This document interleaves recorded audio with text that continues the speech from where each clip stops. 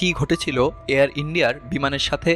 2025 সালের 12 জুন ভারতের আহমেদাবাদ বিমানবন্দর থেকে লন্ডনের উদ্দেশ্যে যাত্রা করেছিল এয়ার ইন্ডিয়ার একটি বোয়িং 787-8 ড্রিমলাইনের বিমান ফ্লাইট নম্বর AI-171। উড্ডয়নের কয়েক সেকেন্ড পরই বিমানটি বিধ্বস্ত হয় স্থানীয় একটি ঘনবসতিপূর্ণ এলাকায়। ভয়াবহ এই দুর্ঘটনায় 242 জন যাত্রী এবং 12 ক্রু মেম্বার মিলিয়ে 260 জন আরোহীর মধ্যে কেবল একজন ব্রিটিশ নাগরিক জীবিত উদ্ধার হন, বাকিরা সবাই মারা যান। ভারতের ইতিহাসে এটি এয়ার ইন্ডিয়ার অন্যতম বড় এবং মর্মান্তিক বিমান দুর্ঘটনা হিসেবে বিবেচিত হচ্ছে।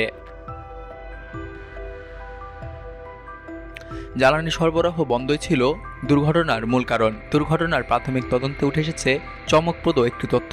ভারতের এয়ারক্রাফট অ্যাক্সিডেন্ট ইনভেস্টিগেশন ব্যুরো প্রকাশিত 15 পাতার তদন্ত প্রতিবেদনে বলা হয়েছে, বিমানটি উড্ডয়নের ঠিক পরপরই বিমানের 2টি ইঞ্জিনের ফুয়েল কন্ট্রোল সুইচ অথবা জ্বালানি নিয়ন্ত্রণ সুইচ রান অবস্থা থেকে কাট অফ পজিশনে চলে যায়। এর মানে হলো হঠাৎ করেই বিমানটির ইঞ্জিনে জ্বালানি সরবরাহ বন্ধ হয়ে যায়, ফলে উভয় ইঞ্জিন বন্ধ হয়ে পড়ে এবং নিয়ন্ত্রণহীন হয়ে পড়ে বিমানটি।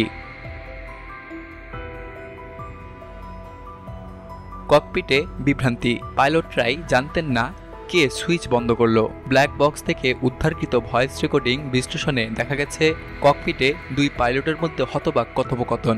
একজন পাইলট আরেকজনকে জিজ্ঞেস করেন, তুমি বন্ধ করে দিলে কেন?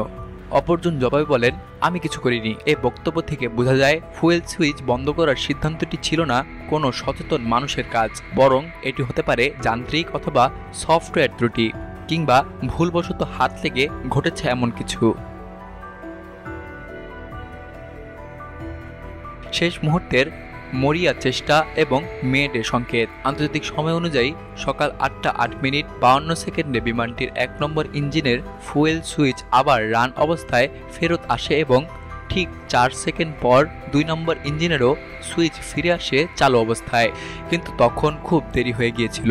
8:09:05 পাইলটরা 3 বার মেডে মেডে মেডে সংকেত পাঠান গ্রাউন্ড কন্ট্রোলে। এটি আন্তর্জাতিকভাবে সর্বোচ্চ বিপদের সংকেত, যেখানে পাইলট বোঝাতে চান যে বিমানটি চরম সংকটে আছে এবং জরুরি সহায়তা প্রয়োজন।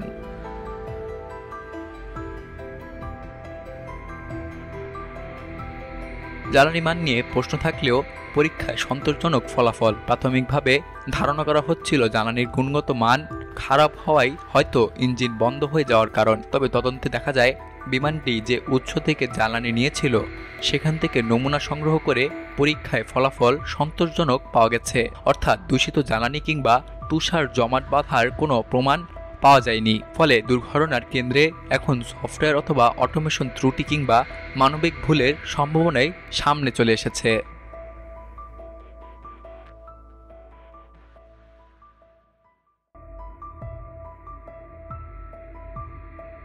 প্রতিবেদনে উল্লেখ করা হয়েছে, ক্যাপ্টেন সুমিত সাবরওয়াল এবং সহকারী পাইলট দুইজনই মুম্বাই ভিত্তিক ছিলেন এবং আহমেদাবাদে এসে উড্ডয়নের আগে পর্যাপ্ত বিশ্রাম নিয়েছিলেন। দুর্ঘটনার দিন সকাল 6:25 তাদের শ্বাসনালীর পরীক্ষাও করা হয়েছিল এবং তারা উড্ডয়নের জন্য সম্পূর্ণভাবে উপযোগী ছিলেন বলে প্রমাণিত হয়। ক্যাপ্টেন সুমিত ছিলেন একজন এলটিসি লাইন ট্রেনিং ক্যাপ্টেন, যার 8200 ঘন্টার উড্ডয়ন অভিজ্ঞতা ছিল। সহকারী পাইলটের অভিজ্ঞতা ছিল 1100 ঘন্টা, অর্থাৎ তাদের দক্ষতা নিয়ে কোনো প্রশ্নই নেই।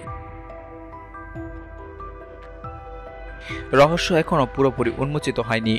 যদিও প্রাথমিক তদন্তে অনেক গুরুত্বপূর্ণ তথ্য সামনে এসেছে, তবুও চূড়ান্ত সিদ্ধান্তে পৌঁছাতে তদন্ত এখনও চলমান। এই দুর্ঘটনার পেছনে কোনো নির্দিষ্ট ব্যক্তি, প্রযুক্তিগত ত্রুটি, সফটওয়্যার গ্লিচ অথবা নকশাগত ত্রুটি দায়ী কিনা তা নিশ্চিতভাবে বলা যায়নি। তবে একটি বিষয় স্পষ্ট, এই দুর্ঘটনা আন্তর্জাতিক অ্যাভিয়েশন নিরাপত্তা ব্যবস্থার উপর নতুন করে আলোকপাত করেছে এবং ভবিষ্যতে আরও উন্নত ও নির্ভরযোগ্য প্রযুক্তি ব্যবহারের তাগিদ দিচ্ছে।